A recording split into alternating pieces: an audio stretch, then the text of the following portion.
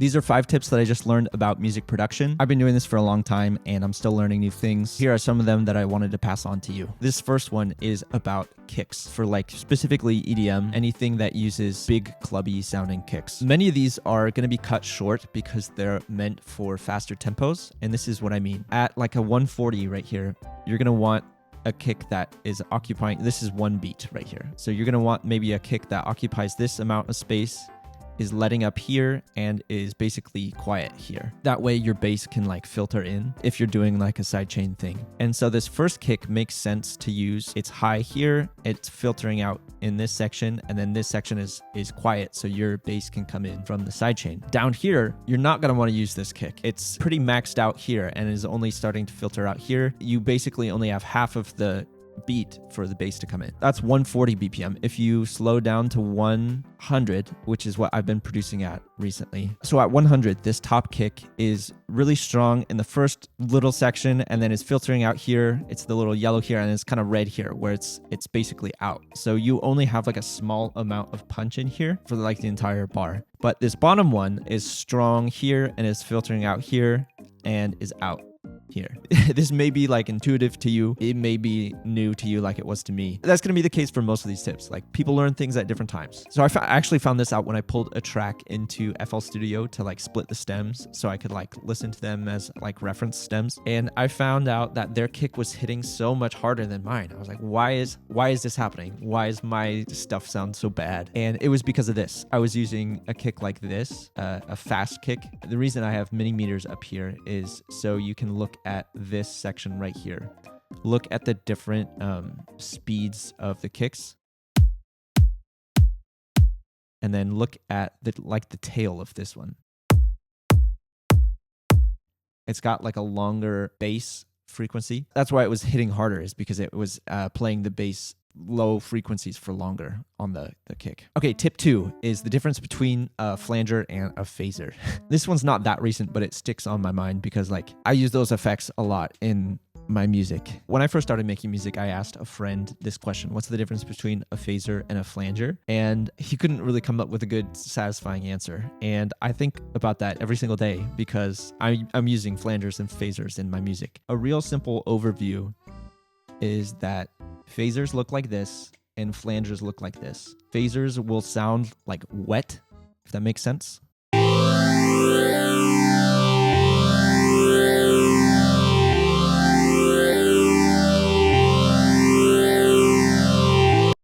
And flangers will sound kind of like a jet zooming through the sky or like a tube filling up with water.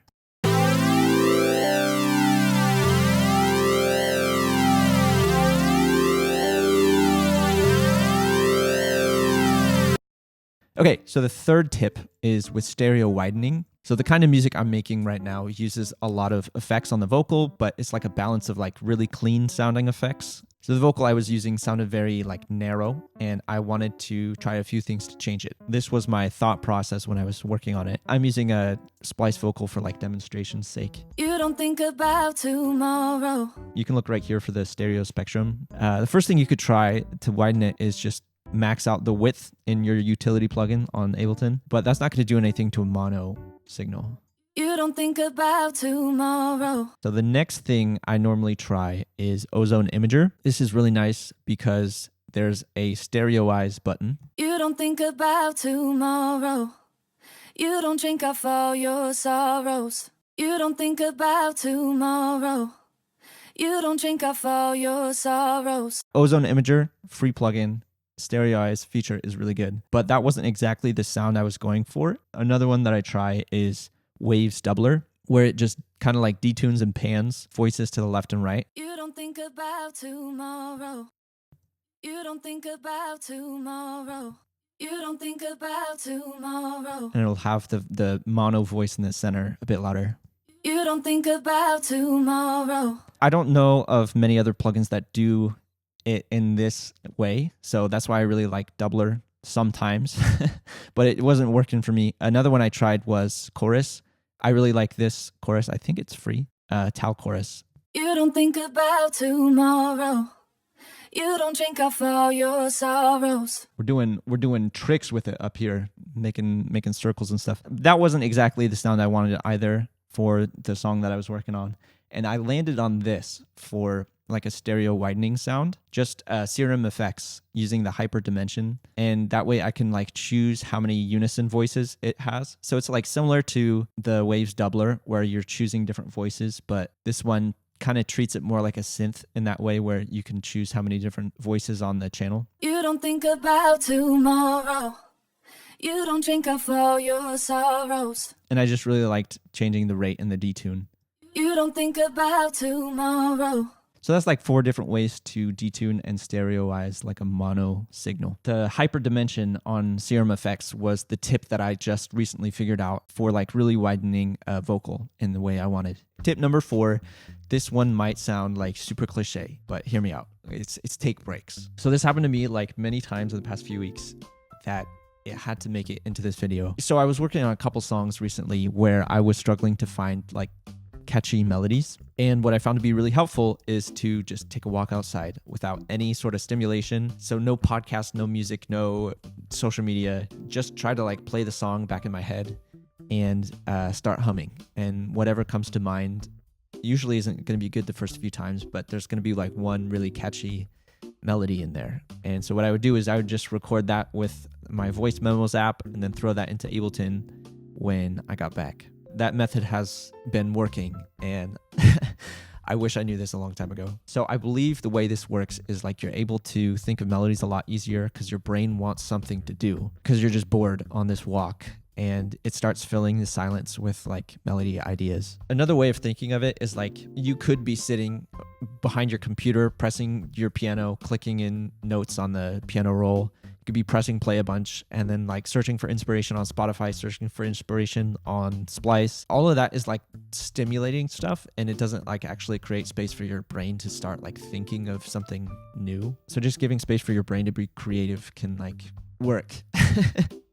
I don't know how else to say that, but it's been super helpful. So for the 5th one, I'm opening up a project that I'm working on. I was recently listening to like a reference track, and it had a really squishy sounding guitar part that I really wanted to replicate, and I didn't really know how to do it, so I tried a bunch of different things and I figured out how to do it. So I wanted to share that. It is 2 parts. The first is a splice guitar. I created a guitar instrument from 6 different splice sounds, and I mapped those out to the sections of the keyboard where they kind of correspond. Here, I'll play it. I'll share the effects afterward, but just on this one channel, it's OTT. This is just volume, chorus, the Tau chorus plugin that I was talking about, and then some EQ. And then the other part is a rhythm guitar that sounds like this. And it was originally from Splice, and I just made it kind of match the swing of the song. So this part is vocoded, is what it is. So I took the signal from this guitar part and I routed it in through the vocoder. It sounds like this with that on.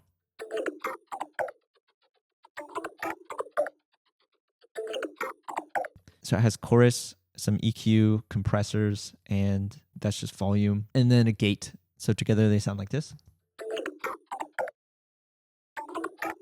And then the effects on the bus, like the group it's on, is 2 RC20s. I wanted some like digital artifacts and distortion, and then some 8-bit noise. So this is without effects. And then with the RC20s. And then I have an LFO tool with a phaser flanger on it. It's like a blend of it.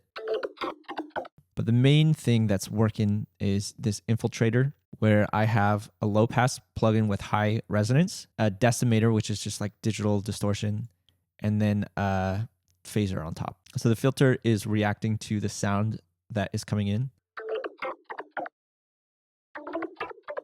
So that makes it like kind of wiggly, and that's what's making it a little wet sounding. And then the decimator is just giving kind of noise up top.